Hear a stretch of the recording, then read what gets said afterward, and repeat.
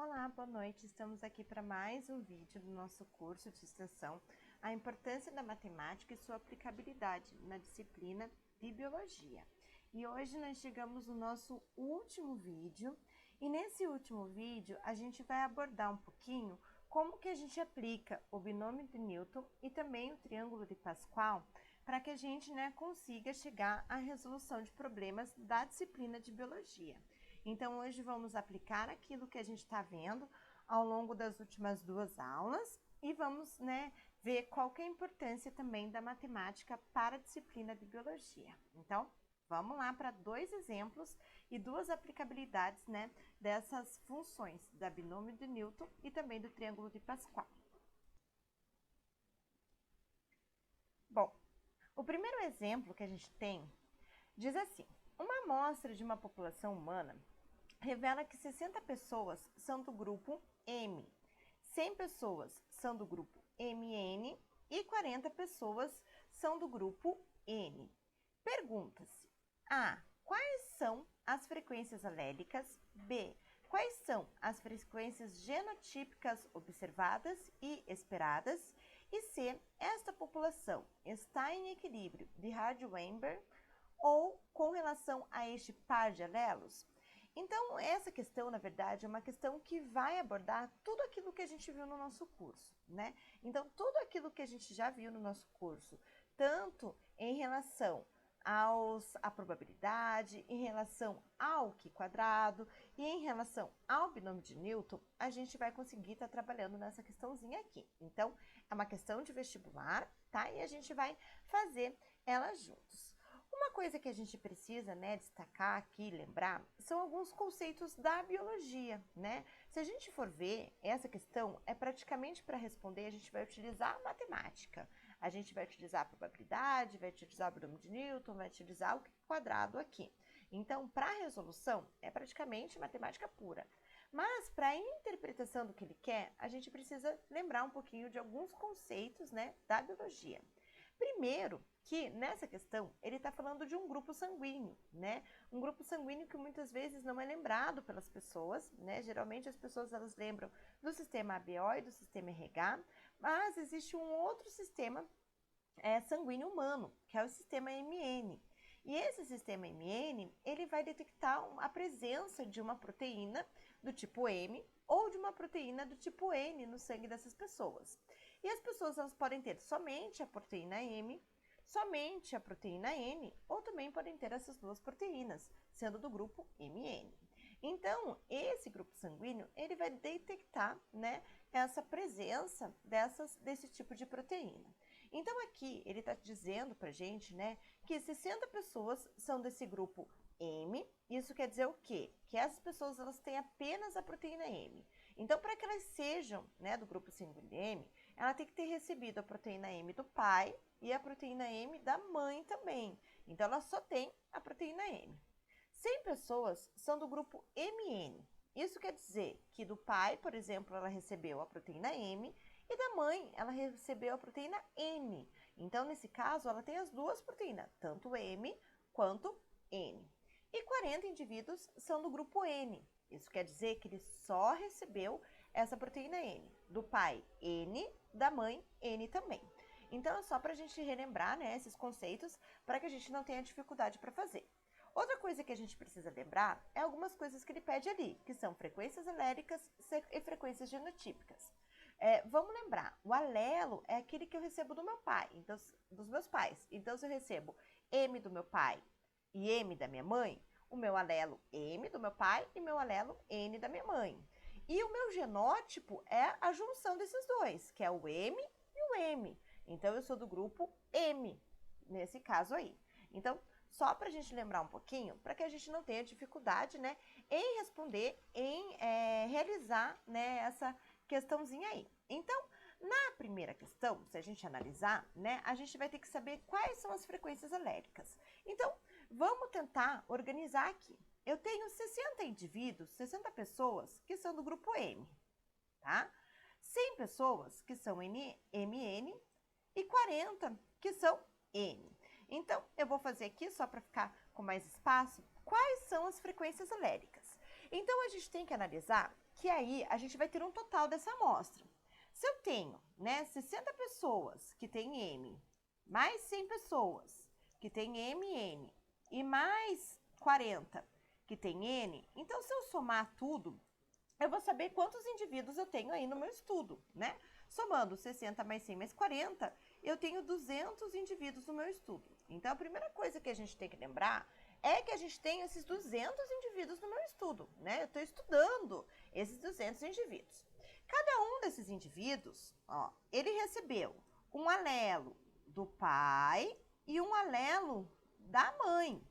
Então, por exemplo, né, vamos lembrar aqui, vamos supor que eu seja do grupo N, tá? Então, eu recebi um alelo N aqui, ó, que veio do meu pai, e um alelo N aqui, que veio da minha mãe.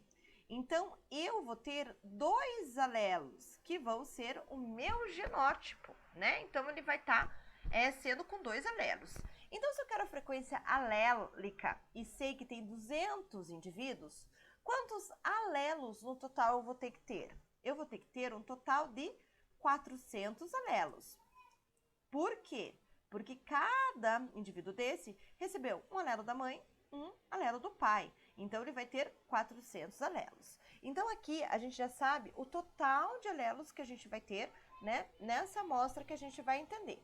E ele quer saber a frequência alélica. Então, a primeira coisa que eu vou fazer é fazer a frequência de M, né? Do M aqui, tá? Então, vamos ver. Ele disse para mim que eu tenho 60 indivíduos que são do grupo M. Então, esses indivíduos aqui, ó, são do grupo M. Eu tenho 100 que são do grupo MN. E esses 40 aqui são do grupo N. Então, para eu saber a frequência alélica, eu vou ter que pegar todos aqueles meus indivíduos que têm o M, que aparece o M duas vezes ou apenas uma vez. Então, esse primeiro grupo aqui, ó, esses 60, eles vão ser MM, porque se eles são do grupo M, quer dizer que ele recebeu o M do pai e o M da mãe. Então, eu vou colocar eles aqui, ó, na minha probabilidade. Então, eu vou ter 2 vezes 60 indivíduos. Ah, Daphne, mas por que 2 vezes? Porque eles receberam 2 M, o M do pai, o M da mãe. Então, se eu tenho 60, eu vou fazer 2 vezes. Essa frequência aqui, eu vou ter que somar, né, com esses indivíduos aqui, ó, o MN. Por quê? Porque esses indivíduos, eles receberam um M do pai e um N da mãe. Então, eles continuam tendo M. Então, eu vou somar com mais esses 100 indivíduos, porque eles receberam pelo menos, né, um M. Cada um deles tem um M. E vou dividir aqui, né, com o total que eu tenho de alelos, que são 400. Então, aqui, né, é a nossa continha básica aí da probabilidade. Aquele número, né, da amostra que a gente está estudando, aquilo que a gente tem, com o total de possibilidades, né, que a gente vai ter. Então, a gente está colocando ali a minha amostra, que vai ter o alelo M, com o total de alelos que eu tenho aí no meu estudo. Certo? Então, fazendo essa continha, eu tenho, ó, 2 vezes 60, eu tenho 120, mais 200, eu vou ter 220 sobre 400, dividindo isso daqui, eu vou ter um resultado aí de 0,55. Então, essa é minha frequência do meu alelo M, certo? Agora, eu vou fazer a mesma coisa para o meu alelo N. Então, a minha frequência para o alelo N, ela vai ser... Vamos pegar agora aqueles indivíduos, primeiro, que tem 2 N's, né? Que são esses aqui, ó, do grupo N, que é o 40 indivíduos. Então, a mesma coisa, eles receberam um N do pai, um N da mãe. Então, eu vou multiplicar por 2. Então, eu tenho 2 vezes 40. Mais esses 100 indivíduos aqui que também receberam um N, né? Então, eles receberam, cada um deles, um N. Então, mais 100. Isso aqui eu vou dividir pelo meu total aí de alelos do meu estudo, que é 400, certo? Então, aqui, 2 vezes 40, eu vou ter 80, 80 mais 100, 180. 180 divididos por 400, eu vou ter aí, dividindo 0,45. Então, essa vai ser a minha frequência, né, do meu alelo N, certo? Então, aqui eu já achei a minha frequência. O que eu vou ter que lembrar, gente? Aqui eu tenho que lembrar uma coisinha que eu falei para vocês aí nas últimas aulas, que é, para a gente utilizar o binômio de Newton, né, o que eu vou fazer? Eu vou utilizar essa frequência M, eu vou chamar ele de P, e essa frequência N, eu vou chamar ele de Q. E assim, eu vou conseguir utilizar aí o binômio de Newton, né, para estar respondendo aí a próxima questão. Então, aqui, na verdade, a frequência alélica que ele está perguntando, nessa alternativa A aqui, a gente já respondeu. A frequência de M é 0,55 e a frequência de N é 0,45. E a gente vai lembrar que a frequência de M a gente vai chamar de P e a frequência de N a gente vai chamar de Q para responder aí a alternativa B, que pergunta quais são as frequências genotípicas observadas e esperadas. Então, só para a gente deixar claro, aqui a gente descobriu a frequência alélica. Alelo é esse aqui, ó, que eu recebi do meu pai, esse aqui que eu recebi da minha mãe. Agora, o conjunto deles dois que eu tenho é o que a gente chama de genótipo. Então, aqui nessa questão, ele quer saber agora essa frequência de genótipo. Qual frequência que aparece os meus genótipos? E ele pergunta para a gente saber tanto o observado, né, quanto o esperado. Então, vamos lembrar quais são os genótipos, vou colocar aqui, genótipos, que são possíveis aqui nesse caso. Então, se eu tenho indivíduos que são do grupo M, vamos lembrar lá, eles têm 60 indivíduos que são do grupo M. Então, esse grupo M, ele vai ter genótipo M, que eu recebi do meu pai, M, que eu recebi da minha mãe, MM. Agora, eu tenho 100 indivíduos que são do grupo MN. Então, ele vai receber M do pai, N da mãe, ou vice-versa, né? E eu tenho mais 40 indivíduos que são do grupo N. Então, receberam N do pai e N da mãe. Então, esses são meus genótipos possíveis. MM, MN ou NN. Então, vai ser os genótipos que eu vou encontrar aí nesse meu estudo. E agora, o que a gente vai fazer? A gente vai agora achar, né, essas frequências desse genótipo, fazendo ali a mesma coisa que a gente fez na questão anterior. Então, se eu achar aqui a frequência do meu genótipo MM, ó, agora eu quero saber com que frequência o MM aparece nesse estudo. Então, se eu pegar aqui, ó, se eu somar tudo isso que eu tenho de genótipos, eu tenho um total aqui de 100. De 200, desculpa.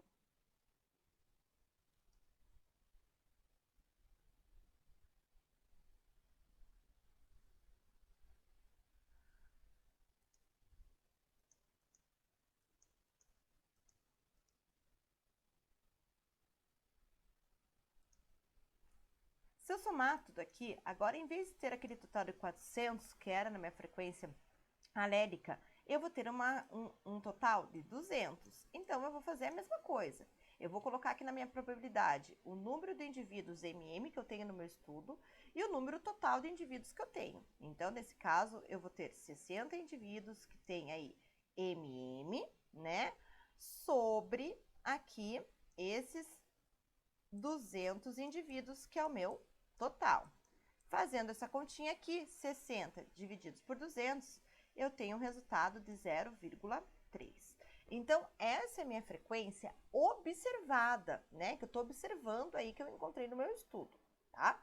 Agora, eu vou fazer para o MN. Frequência de MN, eu vou ter a seguinte frequência, ó. Eu encontrei 100 indivíduos, num total de 200 indivíduos. Dividindo isso daqui, eu vou ter o resultado de 0,5. E agora, eu vou fazer o meu NN, frequência de NN. Eu vou ter aí 40 indivíduos divididos pelo meu total, que é um total de 200. E aí, eu vou encontrar o resultado de 0,2. Então, essa frequência que eu fiz é a minha frequência observada. É aquilo que eu estou observando no meu estudo. Agora, como que eu vou descobrir qual que é a minha frequência esperada. A minha frequência esperada, eu vou levar em consideração o meu binômio de Newton. Então, eu vou fazer aqui, ó, gente, de outra corzinha, só para deixar bem claro aí para vocês, que essa frequência que eu tô fazendo agora é a minha frequência, né, esperada. Então, para eu encontrar a minha frequência esperada, eu vou utilizar o meu binômio de Newton. E como que eu vou utilizar? Bom, lembra que o binômio de Newton a gente tinha lá, vou colocar aqui, ó, P ao quadrado mais 2PQ mais Q ao quadrado. Lembram disso lá no binômio de Newton? Então, é isso que a gente vai utilizar, ó. P ao quadrado, eu não falei aqui para vocês que a gente utilizar o P, né, como sendo o M. Então, o P ao quadrado, ele vai estar representando o quê? O meu genótipo MM. Então, esse genótipo aqui, MM, eu vou estar representando no meu P ao quadrado. Então, eu vou fazer primeiro o meu P ao quadrado. Então, P ao quadrado vai ser o meu MM. Então, aqui, o meu P, vamos voltar aqui, ó. Eu descobri que é 0,55. Então, eu vou usar 0,55 ao quadrado. Certo? Que é isso que eu espero, né, que aconteça aí na minha amostra. 0,55 ao quadrado, eu vou ter aí um resultado de 0,3025. Tá? Agora, eu vou fazer a mesma coisa com 2PQ. 2PQ é o que eu espero, né, lá do meu heterozigoto, ou seja, MN. Então, eu tenho 0,5.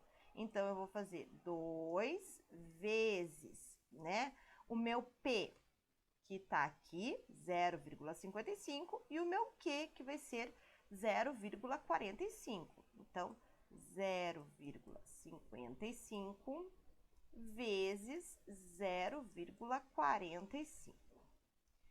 Multiplicando isso aí, eu vou ter 0,495.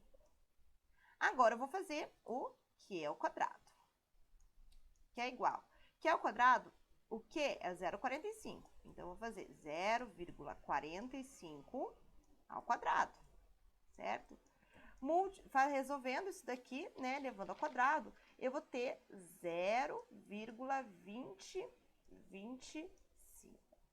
Então, esse é o meu resultado esperado. Se a gente observar aqui, antes da gente continuar, né, a gente já consegue ver que tanto o observado quanto o esperado, ele é muito próximo um do outro.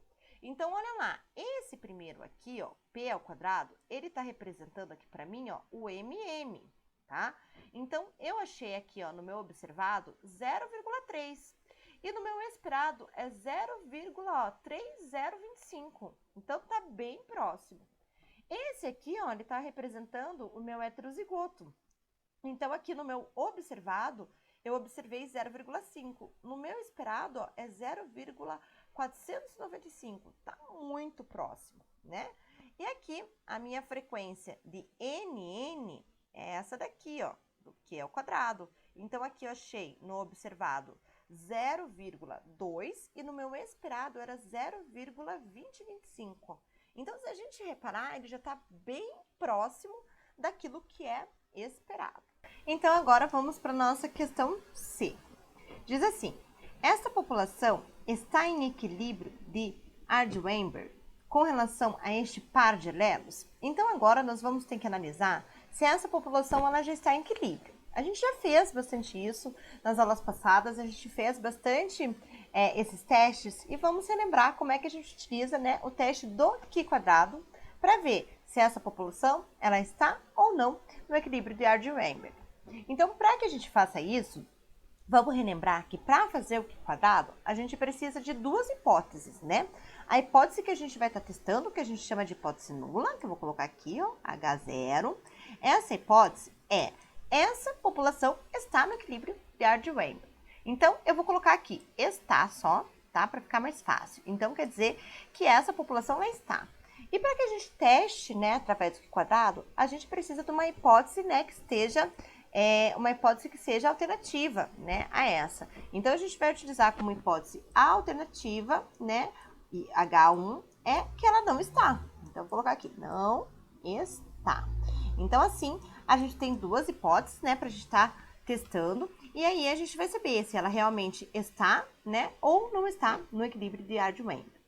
Então, para que a gente lembre, né, existe uma fórmula para que a gente teste nessas hipóteses através do Q quadrado. Essa fórmula é Q quadrado igual a uma somatória, né, o observado menos esperado elevado a 2, sobre o esperado. Então, essa somatória a gente vai fazer através daquelas frequências que a gente já achou, tá? Então, o que a gente sabe, né? A gente já observou, através desse estudo, vou colocar aqui, ó, o observado, a gente já observou que, né, 60 indivíduos, eles têm um genótipo que é o MM, certo? 100 indivíduos, eles têm um genótipo que é o MN. E 40 indivíduos, eles apresentam um genótipo que é NN. Então, para a gente saber, né, se essa população ela está ou não nesse equilíbrio, a gente também vai ter que determinar qual que é a população esperada para cada genótipo, tá? Então, isso vai ser fácil da gente fazer, vou colocar aqui, esperada, porque a gente já sabe a frequência esperada de cada alelo. Então, se eu sei a frequência esperada, né, de cada alelo, de cada genótipo, porque a gente já calculou isso nas alternativas passadas, eu consigo definir quanto que é o número de indivíduos. Então, se a gente pegar lá, primeiro aqui, MM, se a gente pegar o que a gente resolveu lá na questãozinha passada, a gente viu que a gente encontrou para ele 0,3025, a frequência da gente ter, né, esse genótipo numa população. Então, eu vou fazer esse 0,3025 e eu vou multiplicar para o total de indivíduos que eu sei que tem nessa população aqui, ó. Então, o total, se a gente somar aqui, vai dar 200. Então, eu vou fazer 0,3025 vezes 200. Fazendo essa multiplicação, eu vou ter um resultado de 60,5. Então, essa vai ser meu número de indivíduos, né, que é esperado nessa população que tem um MM. Agora, para eu fazer MN, vou fazer a mesma coisa. Eu sei lá que a gente tem 0,495, né, de frequência do MN na minha população. Vou multiplicar por 200 e vou ter o número de indivíduos esperados, né, que tenham esse genótipo, que vai dar 99, certo? E agora, para finalizar, vou fazer o NN. O NN eu sei que é 0,2025. Também vou multiplicar por 200, né? E vou ter aí um total de 40, vou colocar aqui, 40,5. Então, isso quer dizer o quê? Quer dizer que o número de indivíduos esperado nesse meu estudo de MM é 60,5, MN 99 e NN 40,5. Se a gente reparar esses números, né, de acordo com aquilo que a gente observou, a gente pode observar que está muito próximo também, né, essas duas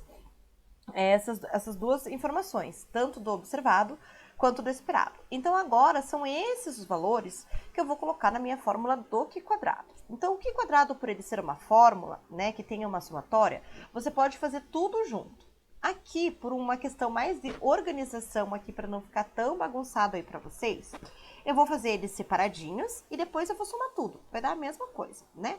Então, a primeira coisa que eu vou fazer o meu Q quadrado, aqui, ó, que eu vou chamar, que vai ser do meu MM, tá? Que é esse aqui, ó, do meu MM. Então, que é o meu genótipo MM. Então, o observado é 60. Então, vou colocar aqui, ó, 60 menos o meu esperado, que é 60,5. Tudo isso elevado a 2 e divididos por 60,5, tá? Que é o meu esperado. Fazendo essa continha aqui, eu tenho o resultado de 0,0041. Agora, eu vou fazer o meu Q quadrado 2, tá? Que vai ser aqui do meu heterozigoto, MN, certo? Então, O observado lá, ó, é 100. Eu tive 100 observado.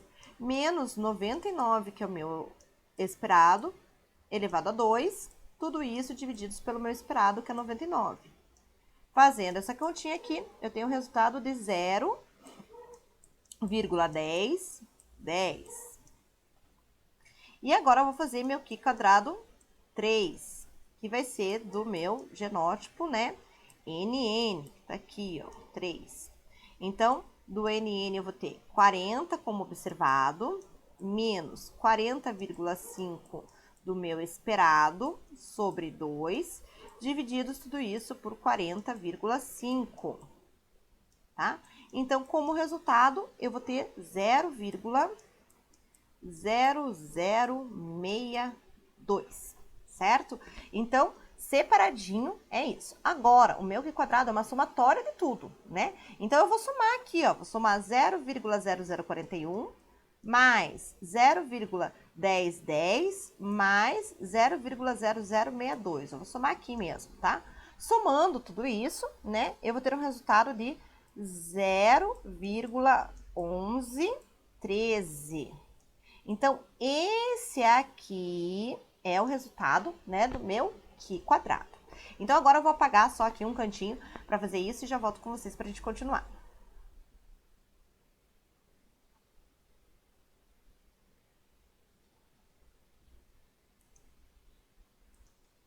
Agora aqui apagado já esse cantinho para, né, dar espaço para gente, vamos continuar. Bom, para que a gente veja, né, se a nossa hipótese ela tá certa ou não, né, está em equilíbrio de Hardy-Weinberg ou não, a gente precisa utilizar um pouquinho o grau da liberdade, né? A gente já viu nas aulas passadas que esse grau de liberdade a gente vai fazer ele desta forma aqui. A gente vai calcular ele através do número de genótipos, né? Genótipos, vou colocar aqui, ó, genótipos, menos o número de alelos, tá? Então, assim a gente sabe, alelos. A gente sabe qual que é o nosso grau de liberdade. Vendo aqui os genótipos, a gente tem 3 genótipos, que tá aqui, ó, né? O X1, X2 e X3. Então, são 3 genótipos. Então, vou colocar aqui, ó, 3 genótipos menos o número de alelos. Bom, o que é o alelo? O alelo é aquele que eu recebi do meu pai ou que eu recebi da minha mãe, né? Então, no caso, eu posso receber o M ou o M. Então, eu vou ter 2, é o meu número de alelos. Então, eu vou fazer 3 menos 2, eu tenho um resultado que é 1. Então, né, o nosso grau de liberdade que a gente vai estar utilizando vai ser o 1. Também utilizando, né, aí uma margem de erro, digamos assim, né, de 5%, ou seja, um grau de confiabilidade de 95%, né, a gente vai procurar na tabela lá do Q quadrado e vamos achar um valor, né, tabelado desse Q quadrado. A gente já observando, né, esse valor lá na tabelinha do Q quadrado que a gente viu, né, nas aulas passadas, aí a gente vai ter o resultado de 0,7386. Então, esse é o Q quadrado que a gente encontra aí, né? Se a gente analisar esses dois Q quadrados, né, a gente vai ter 0,1113, que é o Q quadrado que a gente encontrou no nosso estudo, sendo maior, né, do que 0,7386, certo? Então, dessa forma aqui, né, a gente consegue perceber que essa população, ela está sim em equilíbrio de Hardy-Weinberg, ou seja, a gente, né, anula, né, a nossa hipótese alternativa, que é o H1, onde diz que ela não está, e a gente confia, né, na nossa hipótese nula, que ele está sim. Então, a gente pode dizer, né, com toda certeza que essa população, ela está. Então, se a gente observar, né, nesse exercício, esse exercício, por ser um exercício grande, né, que tem a alternativa A, B e C, ser um exercício, né, que envolva aí a genética de populações, a gente conseguiu perceber que, sabendo algumas definições de genética, a gente utilizou apenas a matemática para chegar ao resultado, né?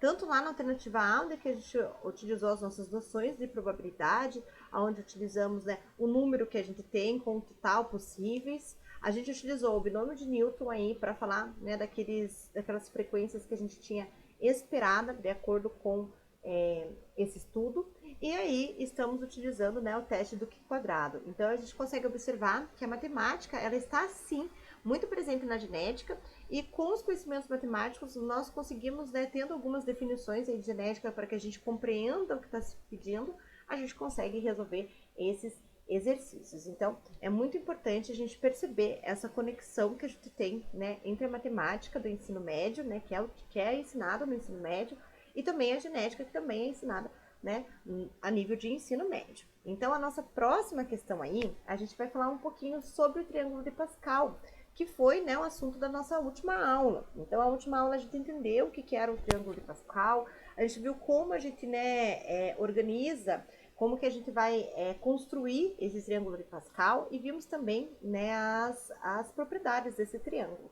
E nesse exercício 2, aqui nesse exemplo 2, né, a gente vai ter uma aplicabilidade dele também dentro da genética, dentro da biologia, né, no ensino médio, certo? Para que a gente entenda isso também, a gente vai precisar falar um pouquinho, né, de alguns conceitos genéticos, alguns conceitos biológicos, para que a gente consiga interpretar o que está se pedindo, né, e aí sim resolver utilizando a matemática, certo?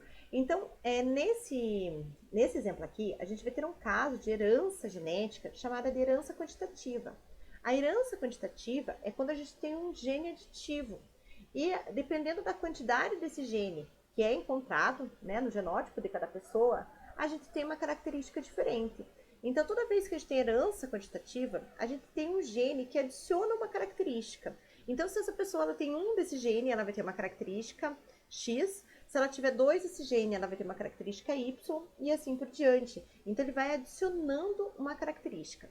Um exemplo de herança quantitativa, né, no ser humano é a cor do olho e a cor da pele também.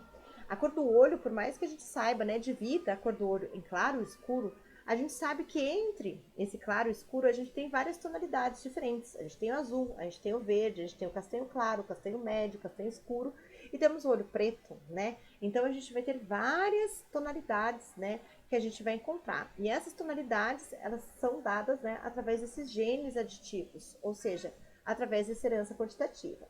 Da mesma forma acontece na pele humana, né? A gente sabe que tem o branco e tem o negro. Mas entre o branco e o negro, a gente também vai ter o mulato claro, o mulato médio, o mulato escuro. Então, a gente também sabe que essa tonalidade, ele também vai depender desse gene aditivo. Então, também se trata de uma herança quantitativa. Aqui nesse exemplo, a gente vai ver um exemplo de herança quantitativa que acontece muito em plantas, onde a gente vai estar ligando esse gene aditivo ao tamanho dessas plantas. Então, vamos ver aí. Uma planta tem variação de tamanho quando adicionado um gene aditivo. Ou seja, está dizendo, né, que quando aparece esse gene aditivo, a gente vai ter, né, a variação desse tamanho. A planta varia de 150 centímetros a 180 centímetros, variando a cada 5 centímetros. Então, o mínimo, né, de tamanho dessa planta aí é de 150 centímetros e o máximo é de 180. Então, por exemplo, se ela tem um gene aditivo, ela vai sair dos 150, que é o mínimo, e vai ter 155. Se ela tem dois genes, ela vai ter 160. Se ela tem três, 165, e assim por diante. Ela vai para 170, 175, né, até o 180. 180. Então, ela vai variar, né, do 150 até o 180. Então, a gente vai ter, né, aqui essa variação de 5 e 5 centímetros.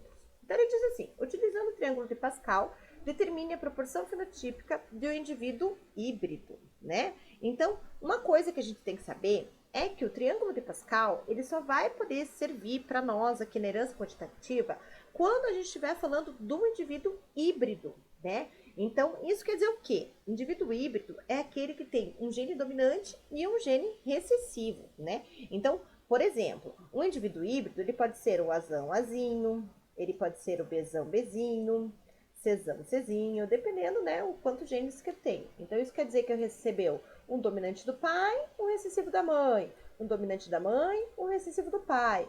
Ou seja, são indivíduos híbridos. Então, a gente só vai conseguir determinar a proporção fenotípica que a gente está pedindo aqui quando a gente tem cruzamento de indivíduos híbridos, né? Quando não forem híbridos, não forem heterozigotos, a gente não consegue determinar através do triângulo de Pascal, tá, gente? Então, isso só vai acontecer através desses indivíduos híbridos. Então, como aqui a gente tem esses indivíduos híbridos, a gente vai poder utilizar o triângulo de Pascal para estar determinando, né, justamente aí o que se pede, a proporção fenotípica. Então, se a gente perceber, já que esse indivíduo, né, essas plantas, elas vão desde 150 aí até 180, a gente consegue determinar aí a quantidade de fenótipos, certo? Que vai ser bem importante. Então, vamos ver. Ó. Se ele saiu de 150, esse é um fenótipo. Depois 155, um fenótipo. 160, outro. Então, a gente vai ter 1, 2, 3, 4, 5, 6, 7 fenótipos, né? Então, a gente vai ter 7 fenótipos associados a essa característica, tá? É muito importante que a gente consiga analisar, né? Consiga chegar a essa conclusão. O que é o fenótipo, gente? O fenótipo é a característica que ele vai ter. Ou seja, se a minha planta tem 150 centímetros, essa é a característica dela. Se a minha planta tem 155, é a característica dela. Se a minha planta tem 170, é a característica dela. Então, essa minha planta em questão aí, ela vai poder ter 7 características diferentes ligadas ao tamanho, né? Desde os 150 centímetros até os 180 centímetros. Agora, para a gente ver a proporção fenotípica, o que é isso? Ele quer saber com que proporção eu vou ter esses fenótipos, né? Quando tiver esse cruzamento dos indivíduos híbridos, certo? Então, para definir essa proporção, a gente vai utilizar o triângulo de Pascal. Então, para isso, a gente vai construir o triângulo de Pascal, né? Para que a gente entenda aí como que a gente vai associar com a genética. Então, eu vou construir ele aqui em cima, gente, para dar mais espaço, já que ali no cantinho, depois vocês não conseguem ver. Vou colocar aqui em outra cor, só para ficar mais fácil da gente ver certinho o que é. Então, construindo o triângulo de Pascal, eu começo sempre com 1, né? E depois eu sei que nas outras linhas sempre vai começar com 1 e vai terminar com 1. Então, no caso da minha segunda linha, vai começar com 1, vai terminar com 1, certo? Agora, na minha terceira linha, ela também vai começar com 1, também vai terminar com 1. Mas aqui no meio, eu vou somar, né? 1 mais 1, então eu tenho 2. Aqui na minha quarta linha, a mesma coisa, ó. 1. 1 mais 2, 3. 2 mais 1, 3 e termino com 1. Então, a gente vai construir esse triângulo até a nossa linha 7, que vai representar os nossos 7 fenótipos que a gente encontrou aqui. Então, eu já fiz 4, né? Faltam mais 3. Então, vamos lá. Começou com 1. 1 mais 3, 4. 3 mais 3, 6. 3 mais 1, 4. E terminei com 1. Próximo, 1. 1 mais 4, 5. 4 mais 6, 10. 10 mais 4, 6 mais 4, 10. 4 mais 1, 5. E terminei com 1. E agora a nossa última linha. 1. 1 mais 5, 6. 5 mais 10, 15. 10 mais 10, 20. 10 mais 5, 15. 5 mais 1, 6. E terminei com 1. Então, vamos ver se foi certinho, né? 1, 2, 3, 4, 5, 6, 7. Então, aqui a gente vai ter as nossas 7 linhas, né? Então, você vai poder ver se você fez isso certo através daquelas propriedades que a gente viu na última aula, né? Então, por exemplo, se quer ter certeza que você fez certo, você pode utilizar, por exemplo, uma propriedade aí de coluna. A soma da coluna, ela vai ter seu resultado abaixo e à direita, né? Então, aqui, ó, 4, vai estar aqui, ó, o nosso resultado. Ou qualquer outro, né, tipo de propriedade que a gente viu. Então, você pode utilizar essas propriedades para ter certeza, né, que você fez a construção certa. E depois, feita essa construção, você já chegou ao resultado, gente. Então, aqui, né, a gente já chegou ao resultado e a gente vai ter que entender que essa proporção vai ser, né, a quantidade de indivíduos de cada fenótipo que eu vou ter. Então, se esses 7 fenótipos aqui, ó, são os indivíduos, né, que eu tô falando, né, desde 150 até 180 aqui, ó, centímetros, então eu vou ter nessa proporção quando a gente tem um cruzamento entre híbridos. Então, eu vou ter aqui, ó, 1 indivíduo com 150 para 6 indivíduos com 155, para 15 com 160, para 20 com 165, para 15 com 170, para 6 com 175, para 1 com 180. Então, essa proporção, ela está ligada a esse número de fenótipos que eu tenho aqui, que eu já encontrei através dos conhecimentos aí de biologia. Então, esse é o resultado, né, desse exercício, que é muito fácil de você fazer, utilizando, né, um conhecimento matemático e a construção aí do triângulo de Pascal. Lembrando que você só pode utilizar o triângulo de Pascal nesse caso se a gente tiver, né, um cruzamento entre indivíduos que sejam híbridos, ou seja, que sejam heterozigotos, que tenham recebido, né, um gene dominante e um gene recessivo dos seus pais. Hoje chegamos, né, ao final do nosso curso de extensão do meu estágio supervisionado do ensino médio, né? E quero agradecer muito a presença de todos, agradecer todos que me acompanharam, tanto nesse curso de extensão quanto no outro, né, que eu fiz, do meu estágio do ensino fundamental. Espero que vocês tenham relembrado, espero que vocês tenham aprendido. E muito obrigado por estar fazendo parte, né, de toda essa fase aí que eu estou passando, que é nesse curso de matemática. Então, muito obrigado a todos pela atenção. Uma boa noite para vocês, um ótimo final de ano e que muitas coisas aconteçam aí de bom para todos nós em 2021. Então, um grande beijo e até a próxima.